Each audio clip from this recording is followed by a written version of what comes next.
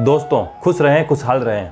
जब तक जिंदा हैं अपनी लाइफ को सही से जिएं, क्योंकि मौत के तरीके अब बदल चुके हैं।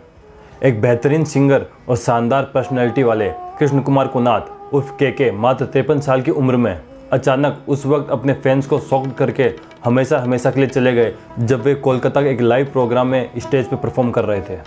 अपने सबसे फेवरेट काम करते हुए यानी कि गाने गाते हुए उन्होंने आखिरी सांस ली। एक यही बात सोचकर उनके फैंस जरा सी तसल्ली महसूस कर सकते हैं। उस दिन के प्रोग्राम में टिप टॉप तैयार होकर वो स्टेज पे पहुंचे, जहां उन्हें एक यादगार हाई एनर्जी परफॉर्मेंस देनी थी। उनके शेड्यूल में अगले कुछ महीने के प्रोग्राम प्री प्लान थे। 2 सितंबर 2021 को इसी तरह 40 साल के एक्टर सिद्धार्थ शुक्ला की हार्ट अटैक से मौत ने भी दर्शकों को चौंका के रख दिया था। उन्होंने आधी रात को अपनी मां से सीने में दर्द होने की शिकायत की और हॉस्पिटल ले जाने पर उन्हें मृत घोषित कर दिया गया। कन्नड़ फिल्मों के सुपरस्टार और जाने माने सोशल वर्कर 46 साल के पुनीत राजकुमार की 26 अक्टूबर को बेंगलुरु में अचानक कार्डियक अरेस्ट के कारण मौत हो गई। वे कन्नड़ फैंस के दिलों में इस गहराई से बसे हुए हैं कि आज उनकी मौत के 9 महीने बाद भी हर गली हर चौराहे पर गोलगप्पे बेचने वाले से बड़े बड़े शोरूम वालों ने भी उनकी श्रद्धांजलि में बड़े बड़े पोस्टर लगा रखे हैं। इन तीनों ही सेलिब्रिटीज ने अपनी लाइफ में हर वो मुमकिन कोशिश की होगी जिससे वे एक लॉन्ग, हेल्दी और सक्सेसफुल लाइफ अपनी फैमिली के साथ बिता सके।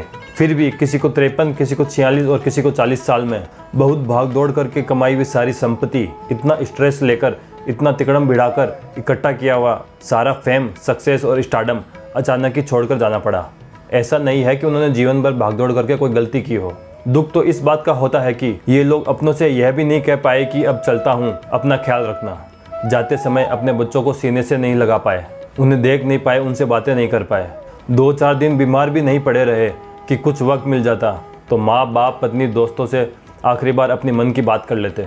अभी हमने जिनके बारे में बात की है ये वो लोग हैं जिन्हें लाखों लोग जानते हैं, पहचानते हैं। इन 3 के अलावा इस देश और दुनिया में ऐसे हजारों लाखों लोग हैं जो काफ़ी कम उम्र में इस दुनिया को छोड़ के जा रहे हैं। कारण जो भी रहा हो, लेकिन आज हम इनके परिणामों के बारे में बात कर रहे हैं।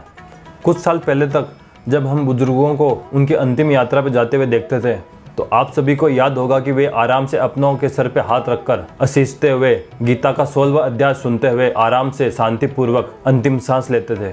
कौन सी करदनी किस नातिन को तो कौन सा गुलबंद किस बहू को देना है, बहुत संतोषपूर्वक अपनी मृत्यु शैया पर बताते हुए देखा है। गौदान का संकल्प भी अपने होश रहते हुए ही ले लिया करते थे। लेकिन अब मृत्यु का पैटर्न बदल चुका है। अब मृत्यु गीता का 16वां अध्याय सुनने सुनाने का मौका नहीं देती। अब बेटे बहू यार दोस्तों से हंसते बतियाते हुए जाने की इच्छा पूरी होती नहीं देखी जा रही। बहुत से लोग तो इतनी कम उम्र में जा रहे हैं कि बहू, दामाद, पोते, पाती, नाती जैसे सुख और कर्तव्यों का आनंद एक सपना ही रह गया है।